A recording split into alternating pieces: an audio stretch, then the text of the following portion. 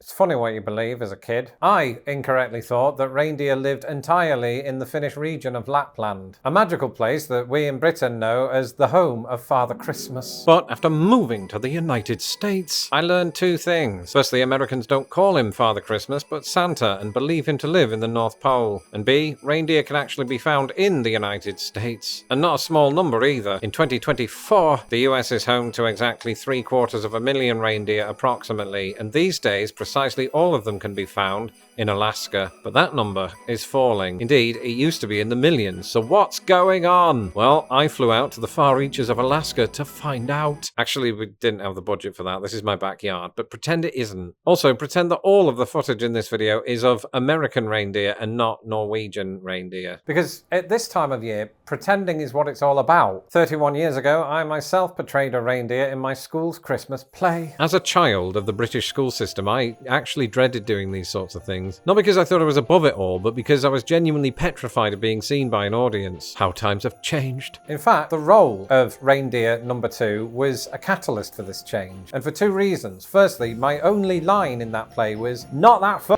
Rudolph again." I mean, I'm paraphrasing. And B, I could not be seen by the audience because I was dressed like this. The point is, reindeer helped me overcome stage fright to the extent that I became a professional actor and am now a bona fide YouTube sensation. If you haven't yet subscribed, do that now.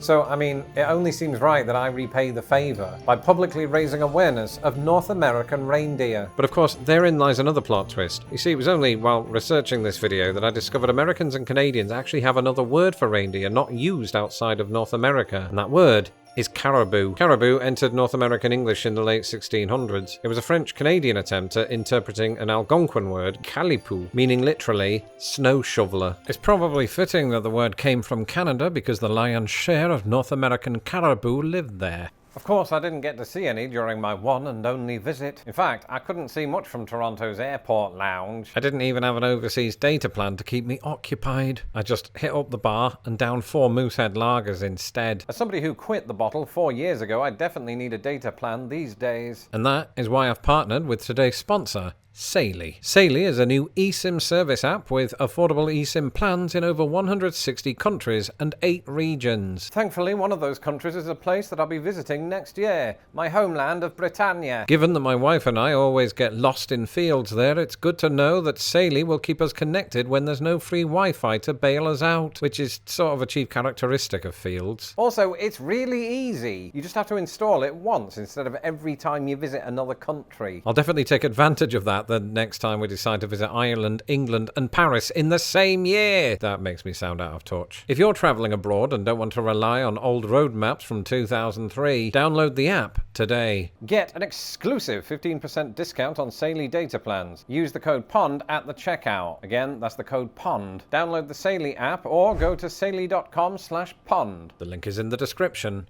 below. Remember earlier when I said this? And these days, precisely all of them can be found in Alaska. Well, the genius of that sentence is that it makes you ask, Lawrence, was there once a time when this wasn't the case? And the answer to that is yes. Caribou, or reindeer, used to roam as far south as the lower 48, with confirmed populations in Washington, Idaho, and Maine. But their extirpation, that is, local extinction from the contiguous United States, was confirmed not just in your grandparents' lifetime, but yours and mine. In fact, it happened so recently we've only had 5 Christmases since. At the start of 2018, the Selkirk herd, which numbered around 50 just 9 years earlier, had dwindled to only 3. By the year's end, only 1 wild reindeer remained in the contiguous United States. For her protection, she was taken into captivity, and the Selkirk herd was functionally extinct. And so, Alaska stands alone as America's reindeer capital, even as its own occupants are vanishing. Picture this, a vast expanse of Arctic tundra, caribou prancing majestically despite carrying glorified tree branches on their heads. But where have all the prancers gone? The western Arctic caribou in particular has taken a bit of a nosedive,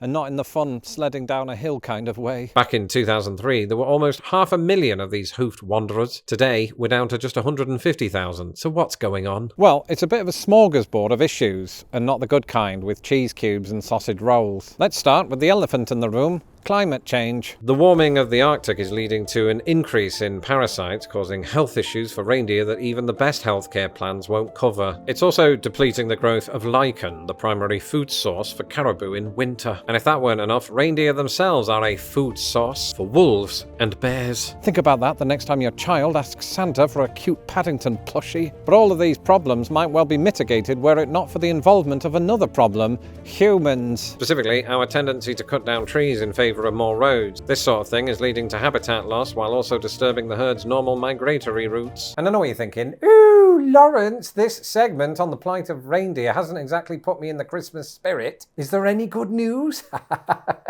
Yes. That good news comes in the form of porcupine caribou, which, I should clarify, has nothing to do with actual porcupines, as if they did, it would make Santa's job far more complicated and quite painful. Even since I moved to the US, their population has grown, so what makes them so special? Well, for one, they've received protection in the form of the 1985 Porcupine Caribou Management Agreement. I won't bore you with all of the details, but this treaty ensures cooperation between Alaska, the Yukon, and indigenous groups to safeguard migration routes and calving grounds. One such calving ground is the Arctic National Wildlife Refuge, an area that's come under threat from oil and gas development. Thankfully, however, some of the problems caused by humans have so far been combated by humans. Specifically, members of the Gwich'in, an indigenous community that has inhabited the region for thousands of years. During that time, the Gwich'in have relied on caribou for food, clothing, and cultural practices. As one member put it, "We are the caribou people. Caribou are not just what we eat, they are who we are. They're in our stories and songs and the whole way we see the world. Caribou are our life. Without caribou, we wouldn't exist." Probably wouldn't have been in a British accent. But it seems that sentiment could be mutual. Porcupine caribou have benefited greatly from the Gwich'in's tireless efforts to prevent drilling. Since 2001, porcupine caribou have risen in number from 123,000 to about 230,000. To underscore this Christmas miracle, the global population of reindeer has receded 55% since the 90s,